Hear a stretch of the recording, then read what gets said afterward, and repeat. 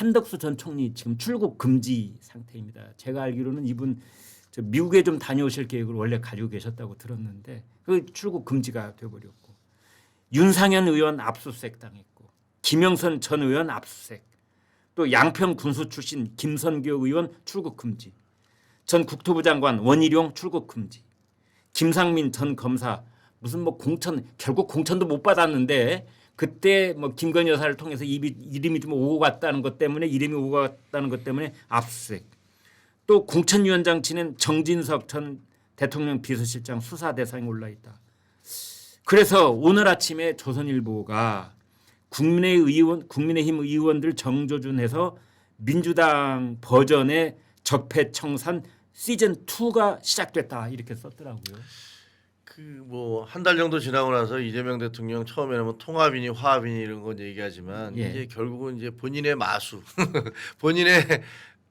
본인의 실질적인 생각을 드러낼 거라고 봐요 저는. 예. 민주당 본인은 안 한다 하더라도 민주당이 알아서 이제 앞장서서 돌격대 해주겠죠. 그 예를 들면 내란을 저지른 당에 대해서는 국고보조를 하지 않는다. 그다음에 네. 그 당에서는 뭐 저 당에서 공천을 못하도록 한다. 말도 안 되는 얘기인데 다 네. 위헌적인 얘기잖아요. 네. 그 부모가 저지른 죄도 자식이 승계 안 해요. 예. 우리가 뭐 연좌제가 있습니까? 그리고 아버지의 빚을 아들이 승계할 이유도 없어요. 그런데 마치 뭐 그 당에 있었던 당 출신의 대통령이 비상계엄을 했다고 그 당이 다 책임을 져라라는 거 무슨 우리 당하고 상의했습니까? 그런데 그게 내란당이라는 세 글자를 만들어서 이제 그걸 퍼뜨리면 그렇죠. 그 효과를 이제 노리는 거죠. 나중에 어떻게 될 값에. 그 이제 그렇게 그 계산을 하는 거잖아요. 내일 지방선거 때까지 가보겠다. 그렇죠. 그런 이런 거죠. 생각인 그러니까 거죠. 그거는 네. 프레임을 짜서 네. 그게 법률적으로는 안 된다 하더라도 어쨌든 화제가 돼서 사람들 사이에 뇌리에 그렇게 각인을 시키면 투표장 가서 찍고 싶겠습니까? 그 내란당에 해체되어야만 될 내란당이 뽑은 서울시장 후보 뭐 이런 식으로 얘기할 거 아니에요. 그러니까요. 그러니까 네? 생각해 보세요. 그러니까 빨리 절연하고 가자고 그랬었잖아요. 빨리 절연하고 가야지 우리가 살 길이다. 그리고 어쨌든 우리는 다수는 아니지만 18명은 가서 투표를 했잖아요. 반대 투표를 했고 당대표도 거기 있어. 한동훈도 거기 있었잖아요. 그러니까 누가 뭐라고 민주당이 얘기를 하면 야 니네 당대표는 국회 숲속에 숨어 있었어. 무슨 헛소리야. 그리고 전부 다 정족수 찬 다음에 한 12시 55분에 그때 나타나서 투표 바로 했어. 이렇게 공격할 수 있어요.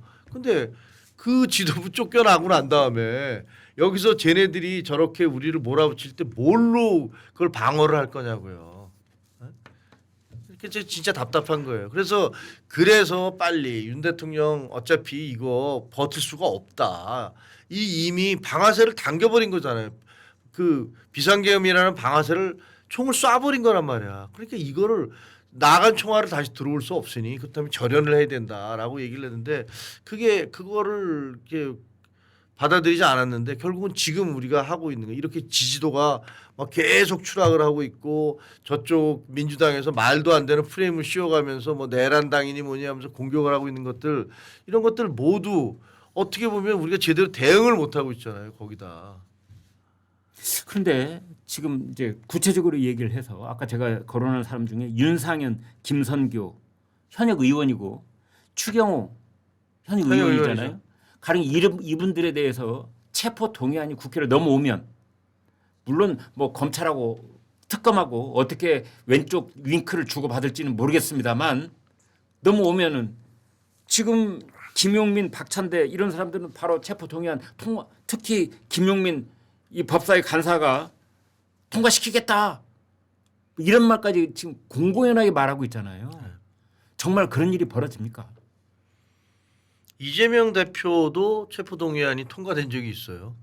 아 맞다, 그렇네. 이제 되짚어 보니까 통과됐다가 나중에 또 부결되고 그랬지만. 네, 통과됐는데 판사가 부결시켰지. 그 유창훈 판사가 그거 아주 희한한 논리로 네. 거기다 그 위증교사는 소명이 된 걸로 보인다. 맞아, 그러나 뭐 네, 이래가면서 맞아, 했던 맞아, 거잖아요. 맞아. 그래서 그게 두고두고 지금 네, 논란이 네, 됐던 거 네, 아닙니까? 네. 근데 그때도 뭐 심지어는 그 막강하다는 이재명 당대표에 대해서도 체포동의안이 통과된 적이 있는데 그럼 민주당 의원들한 마음속으로는 이재명 대통령께 한 접시 이렇게 바치기 위해서라도 저희가 이번에 국민의힘 의원 몇 명 체포동의안 통과시켰습니다. 이렇게 보여주고 싶은 생각이 있다는 겁니다. 그게 그거보다는요. 그 혐의 내용 같은 것이 문제가 될 거예요. 어떤 이게 예를 들면 법무부 장관이 와서 설명을 할 거 아니에요. 윤상현 의원은 공천과 관련되는 겁니까? 그렇죠. 지금 당장은 공천과 관련된 걸로 돼 김성교 있죠. 의원은 양평 고속도로 그렇죠. 그거와 관련된 거고 네. 추경호 의원은 저거겠죠. 내란과 관련된 거. 그러니까 만약에 그게 구체적인 혐의라든가 예. 그 혐의 내용을 법무부 장관이 국회에 보고할 거 아니에요. 예. 근데 그 보고 과정에서 예. 예를 들면 공천 같은 거는 좀 논란이 될 수가 있어요. 근데 혹시라도 양평 고속도로가 네. 실제로 어떤 그 대통령 부인 일가를 위해서 이게 변경이 됐다라는 증언이 나왔든가 예. 이러면 네. 그거 막을 수 있겠습니까? 하. 그거 만약에 막으면 그러면 여론이 가만히 있겠습니까? 국민이? 그러니까 그게 그러니까 입증할 수 있느냐, 그 어떤 혐의로 입증이 되느냐, 그게 제일 중요하겠죠. 뭐. 김건희 특검을 쭉 진행을 해가지고 11월 말이나 12월 초쯤에 그걸 이제 특검을 거의 마무리 지으면서 하는 김성교 의원 체포 동의안을 국회로 딱 보냈다. 그렇죠. 그래서 혹시라도 혐의 내에 그런 그 혐의가 있다. 예. 그러면 그거 막기 쉽지 않죠.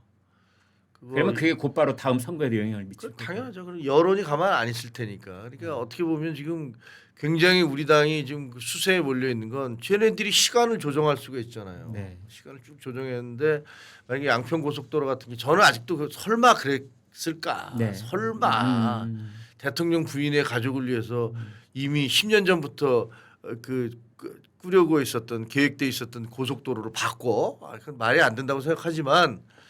그건 뭐 하도 말이 안 되는 것들이 일상적으로 발생을 하다 보니까 알 수가 없는 일이고 뭐 그런 부분들은 추경호 원내대표도 뭐 저는 추경호 원내대표 뭐 저하고도 통화를 했습니다만 통화해서 아니 저는 자기는 전혀 아니다라고 뭐 해명을 열심히 하시더라고요. 근데 뭐 그렇게 믿지만 알 수가 없는 거죠. 사실 그때 뭐 그 국회에서 있으면서 그 표결에 참가하지 않았는데 그 과정에 용산과 무슨 그 전화 연락이 있었든지 어떻든지를 우리가 알지 못하니까 그런 것들이 잘못하면 공격의 그 대상이 될 수 있고 그다음에 그거를 만약에 뭐 그런 혹시라도 그런 일이 있어서 뭐 문제를 삼으면 여론이 어떻게 움직일지 그런 것들도 좀 고민이 되는 거죠.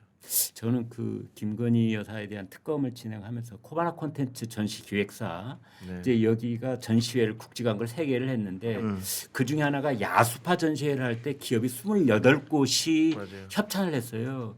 근데 제가 알기로 협찬 받기가 하늘의 별 따기거든요. 근데 그 야수파 전시회는 상당히 성공적인 그리고 굉장히 좋은 전시였다고 네. 해요. 네. 그런데 그 전시회를 했던 기업들은 이제 특검이 맘만 먹으면 그동안에 해왔던 기업들의 이 협찬 이게 100% 공정하게 이루어졌다 말하기가 어렵거든요. 사실 정치적인 대관 업무와 마찬가지로 네. 그렇죠. 이게 아름아름으로 좀 이렇게 소개받기도 하고 예. 뭐 그런 측면인데 뭐 그런 부분이 있죠. 그거 들춰내기 시작하면은 참 얼마나 또 소란스러울지 기업들로서는 뭐 상당히 겁이 나겠죠. 긴장하고 있겠죠. 네, 긴장하고 지금. 예. 그래서 그거에 대해서 뭐 어떤 식으로든지 그러니까 지금 한번 이게 실타래가 꼬여지기 시작하니까 예. 이것들이 어디서 매듭을 잘라야 되는데 네. 저희가 지금 매듭을 짓지 못해서 네. 그리고 고리를 잘라내지 못해서 예. 이게 계속 꼬인 것들이 점점 더 뭐랄까 눈덩이처럼 커지면서 저희한테 다가오고 있는 거예요. 이거 어디선가 매듭을 지어야 돼요. 한동훈 전 국민의힘 대표 8월에 있을지 뭐 9월에 있을지 모르겠지만 전당대회 당대표 출마합니까? 나오지 말라는 쪽이 훨씬 강하고 아 그래요? 몇 대 몇 정도로요? 점점 강해지는 것 같아요. 아 그래요? 왜요? 그러니까 그러니까 지금 한동훈 대표가 나오면요. 예. 아마 그 대선의 패배가 너 때문이다. 김문수 때문이 아니라 너 때문이다. 이런 식으로 그리고 그걸 뒤집어 쓸 가능성이 있다. 뒤집어 씌우고 그다음에 저희도 그때 저도 이제 그때 지도부에 있었습니다만 네. 지금 현재 당 지도부가 더 강한 친윤이 됐잖아요. 네. 혁신이도 좀 그런 것 같은 느낌이 들고 그러니까 이런 부분에서 야 이거 어차피 가봤자 또 계속 발목 잡기에 뭐 갈등에 더구나 지방선거를 앞두고 뭐 공천 갈등에 뭐 이렇게 계속될 가능성이 크다.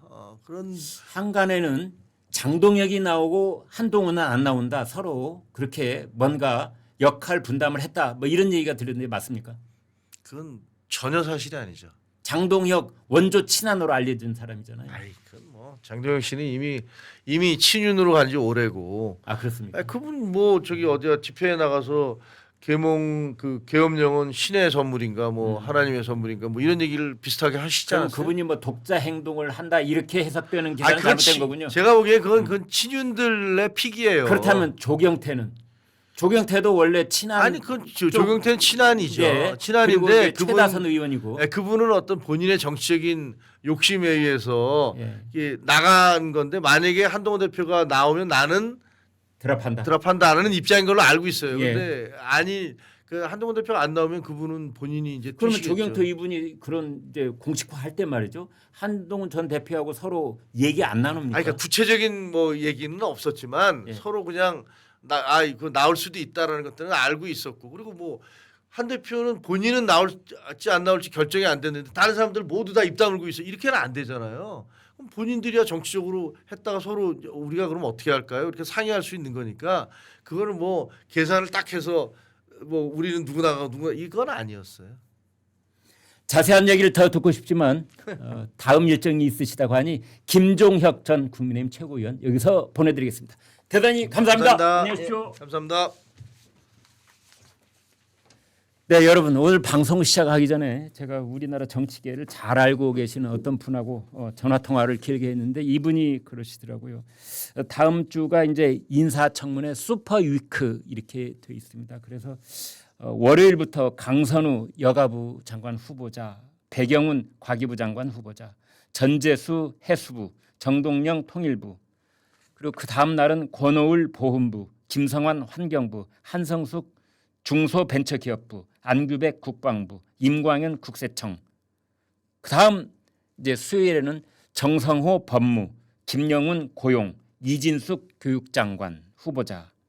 그 다음 이제 목요일에는 조현 외교부, 김정관 산업통상자원부, 구윤철 기획재정부, 그리고 금요일 윤호중 행안부, 정은경 보건복지부. 뭐 이런 인사청문회가 줄줄이 예상되어 있습니다. 그런데 저하고 통화를 나눈 분의 말씀은 국민의힘이 지금이라도 들러리 청문회를 일괄적으로 거부하는 선언을 할 필요가 있지 않느냐.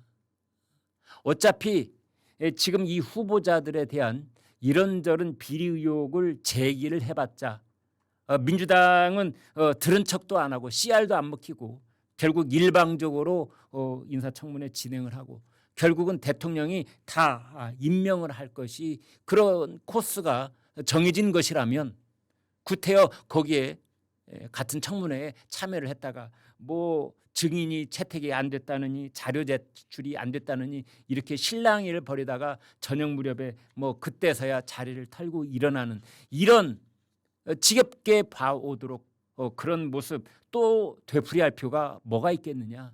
오늘이 목요일인데 오늘 내일이라도 국민의힘이 이 인사청문회에 대해서 포괄적이고 일괄 그런 거부 선언을 하고 차라리 따로 별도의 인사청문 내용을 국민들께 알리는 그런 작업을 하는 게 어떻겠느냐라는 말씀도 들을 수가 있었습니다.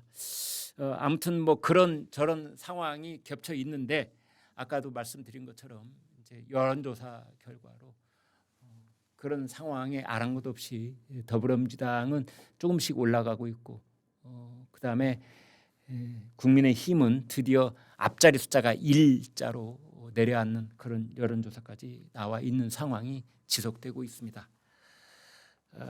글쎄요, 이게 언제까지 가겠습니까?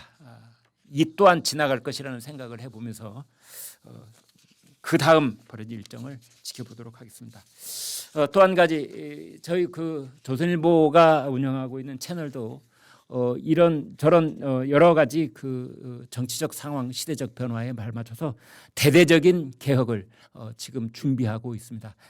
여러분이 충분히 새롭게 변모된 저희 모습을 깜짝 놀랄 만큼 느낄 수 있도록 저희도 우일신한 그런 모습으로 여러분께 다시 찾아뵐 수 있도록 그렇게 철저한 준비를 좀 지금부터 하겠습니다. 여러분 대단히 감사합니다.